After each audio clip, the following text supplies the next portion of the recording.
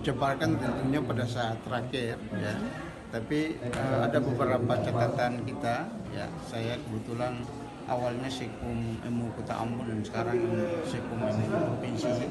Tapi masih ada beberapa hal yang saya ingat betul pada saat saya jadi Sekum MU Kota Ambon.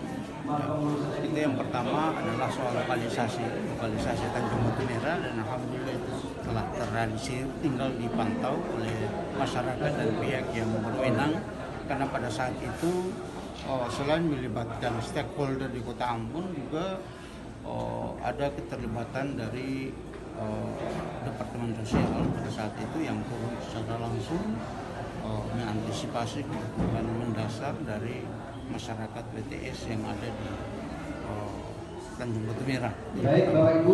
Yang kedua, kita ingat betul posisi MUI Kota Ambon sampai sekarang dari sisi kesekretariatannya sampai sekarang belum ada.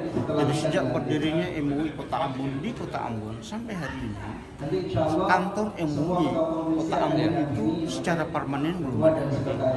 Karena itu maka menjadi hajat bersama keluarga besar MUI Kota Ambon untuk mudah-mudahan pada periode ini kantor MUI Kota Ambon itu bisa terrealisir pada periode ini. Yang ketiga soal tempat pemotongan daging hewan.